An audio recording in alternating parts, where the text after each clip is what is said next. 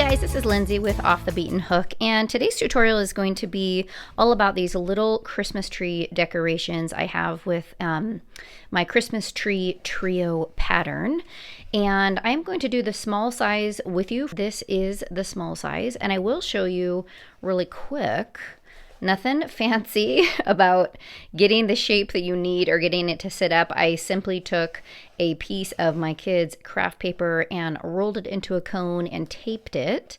And then I popped it into the tree and then just marked the end point with a piece of, with a marker, and took it out and simply just cut it straight off. And the last row of these trees is a row of slip stitches, and so it actually kind of curls it under a little bit and allows it to kind of latch around the edge of the bottom of this cone. And then there you have it. So this is the small.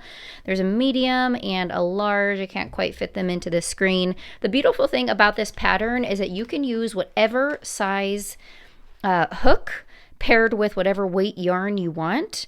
Obviously the lighter weight yarn and a smaller hook is going to make your tree smaller. I used bulky yarn for this, so they are pretty big.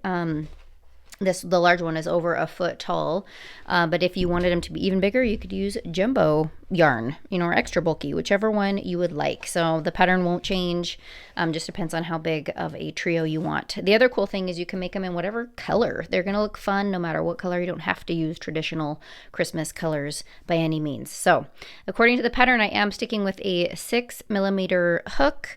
This is a J, and I'm using a bulky weight yarn. So let's go ahead and get to it. I zoom in a little bit here. All right, so we are going to begin with a magic circle.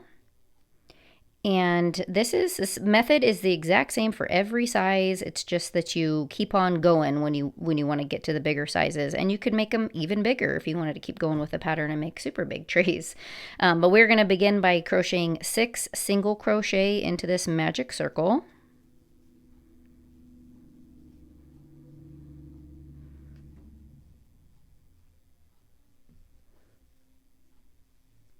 That's 6 single crochet for the first round. Go ahead and close it up. I do not join the rounds in this pattern. I just keep on going. If that drives you crazy, then feel free to join your rounds. No problem. It'll look great either way. So for round number 2, we are going to simply place 1 single crochet in each stitch around.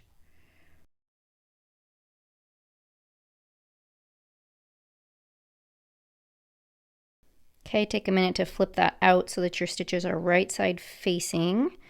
So you are working in the right direction, because that's going to create the tip of your Christmas tree right there. I'll tighten up my magic circle a little bit.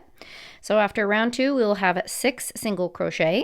All right, for round 3, we're going to begin to increase a little bit, and we're going to be introducing our double crochets at this point forward. So for round 3, we're going to increase by 3 stitches. So we're going to double crochet in the next stitch, and then we're going to make a double crochet increase in the next stitch. And we'll do that little combo 3 times around. So for your next stitch, we will do a double crochet. And then in our next stitch, we're going to do a double crochet increase, which means we're going to place 2 double crochets into that same stitch. Okay, and again, we'll do that combo 2 more times. So 1 double crochet in the next stitch.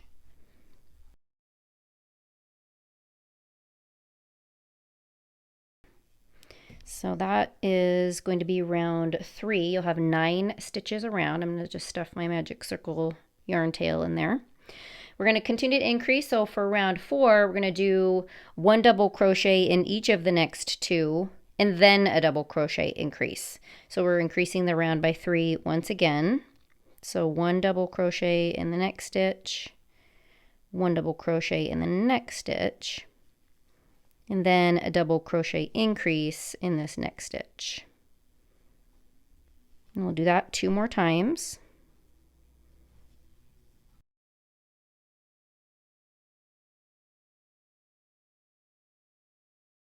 Okay, so after round 4, you'll have 12 stitches around. For round 5, we're going to increase again. So we're going to place 1 double crochet in each of the next 3, and then a double crochet increase in the next stitch. And we'll do that combination 3 times around. So 1 double crochet in each of the next 3, and then an increase in this next stitch. Okay, I'm gonna do that twice more.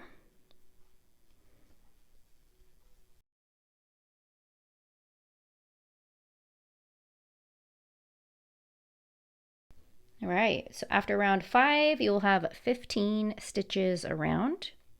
We're going to do one more round of increasing before we start switching to our back post double crochets. So for round 6, we are going to double crochet in each of the next 4 stitches and then make an increase in the next stitch. And we'll do that combination 3 times around. 1,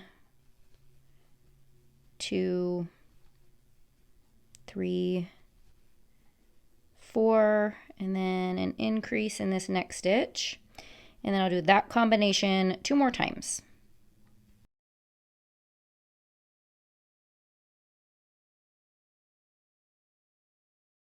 There you go. All right, so after round 6, you're going to have 18 stitches around. And now for round 7, we are going to move on to our back post double crochets. Now this one's a little bit quirky. The way that I designed this pattern is normally your back post double crochet would go around this big long post. This one down here.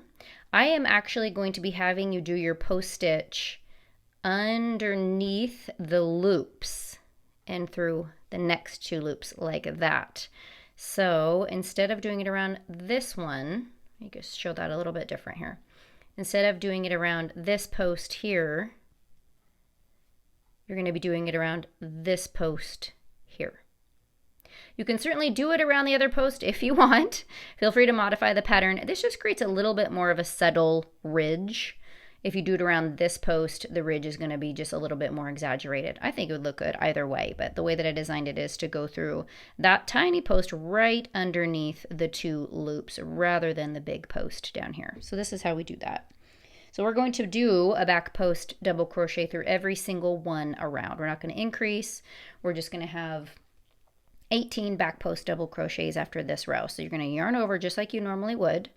And instead of going in, you're going to go from the back over through the next stitch. And then you're simply going to yarn over and complete your double crochet like normal. Okay? You'll see this come along. So the next one will be done around this next post here of this next stitch. Coming in from the back, going through, completing your double crochet for 2.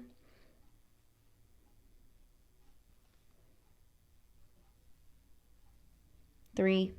So you can kind of see that nice subtle texture that it makes.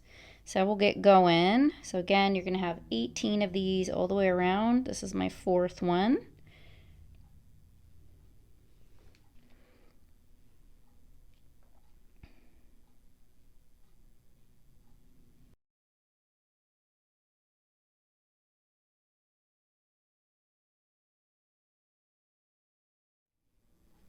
All right, working my last back post double crochet of the round here. And there you have it. So you can kind of see the texture coming together. Super fun. All right, so for our next round, we are now on round 8.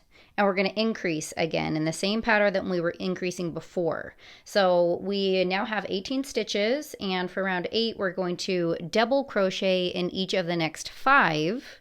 And then increase in the next one and do that combination 3 times around. So switching right back to regular old double crochet. 1, 2, 3, 4, 5, and then an increase in this next one. Okay, so I'm going to do that 2 more times.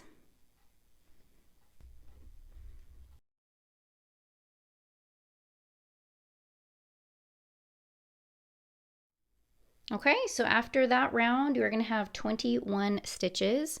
And now we are back to a back post double crochet row again. And we're simply going to do one back post double crochet all the way around. All right, so I will meet you at the end of this row, and then I will probably let you go ahead and just finish that on its own, and we'll kind of skip to the end, the very last row, and I can show you how to finish off the Christmas tree. Okay, so I am going to get going on my back post double crochets. There's going to be 21 of them for this round, and I will see you at the end of this round.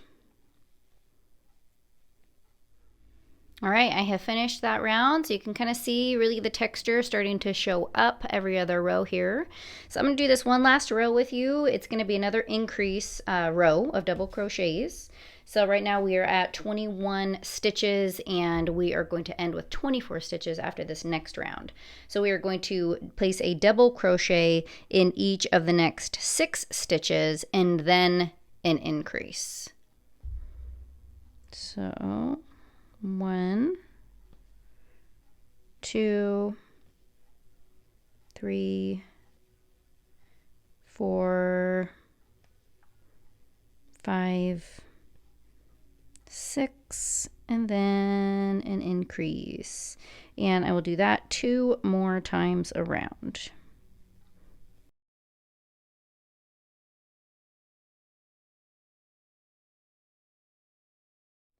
Okay, so at the end of round 10, you're going to have 24 stitches around.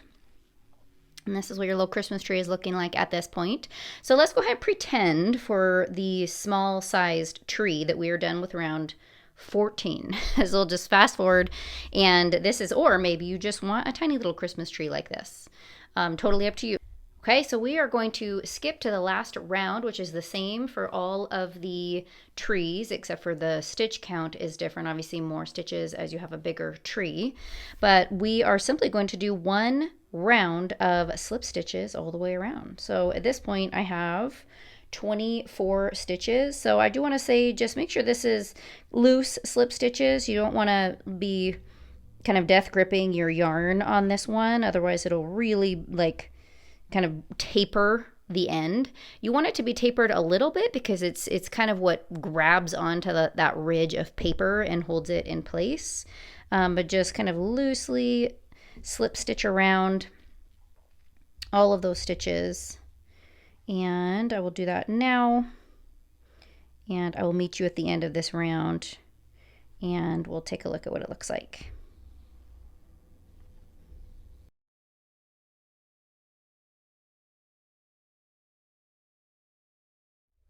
Okay, there we go. And take a look at what this little guy looks like. So you will make your cone paper, you will slip that in. These are such easy little decorations. They also make great Christmas gifts.